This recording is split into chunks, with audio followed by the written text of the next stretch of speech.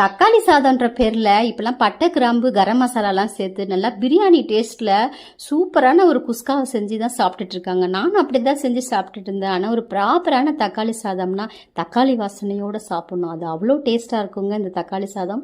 எங்கள் அம்மா தக்காளி சாதம் செஞ்சால் சூப்பராக இருக்கும். இன்றைக்கி எங்கள் அம்மா ஸ்டைலில் தக்காளி சாதம் செய்யலாம்.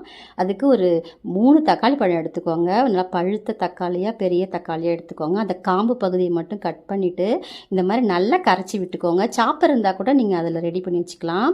நல்லா விழுதாக நல்லா கரைச்சி விட்டுக்கோங்க. இந்த மாதிரி கரைச்சிக்கோங்க. இப்போ ஸ்டவ் ஆன் பண்ணிக்கோங்க. கடாயில் கொஞ்சமாக எண்ணெய் ஊற்றிட்டு ஒரு 1/2 டீஸ்பூனுக்கு கடுகு சேர்த்துட்டு 1 ஸ்பூன் உளுத்தம்பருப்பு, 2 ஸ்பூன் கடலைப்பருப்பு, 1/4 ஸ்பூனுக்கு சீரகம், சோம்பு, ஒரு காஞ்ச மிளகா, துருவின இஞ்சி கொஞ்சமாக, துருவின பூண்டு கொஞ்சமாக சேர்த்துக்கோங்க. ஒரு 4 பச்சை மிளகா, கொஞ்சம் கருவேப்பிலை, ஒரு 3 பல்லாரி வெங்காயம் நீளமாக கட் பண்ணி வச்சுருக்கேன். அதையும் சேர்த்து நல்லா வதக்கி விடுங்க.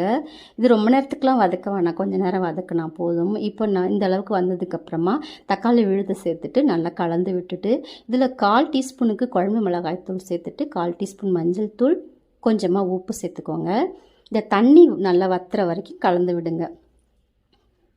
இப்போ ஒரு 10 நிமிஷத்துக்கு மூடி வச்சு எடுத்திங்கன்னா இந்த மாதிரி வந்துடும். இப்போ இதில் இருக்கிற எண்ணெய் மட்டும் நல்லா பிரிஞ்சு வர வரைக்கும் நல்லா ஒரு 2 நிமிஷத்துக்கு கலந்து விட்டிங்கன்னா நல்லா எண்ணெய் பிரிஞ்சு வந்துடும். இப்போ நல்லா எண்ணெய் பிரிஞ்சு வந்துருச்சு பாருங்கள். இப்போ ஃபைனலாக கொத்தமல்லி இலை சேர்த்துட்டு சாதம் போட்டு நல்லா கலந்து வச்சுருங்க. ஒரு 5 நிமிஷம் கழித்து எடுத்து சாப்பிட்டு பாருங்கள். அவ்வளோ அருமையாக இருக்கும். இந்த தக்காளி வாசனை கொத்தமல்லி வாசனையோடு சாப்பிடக்குள்ளே செம்ம டேஸ்ட்டாக இருக்குங்க.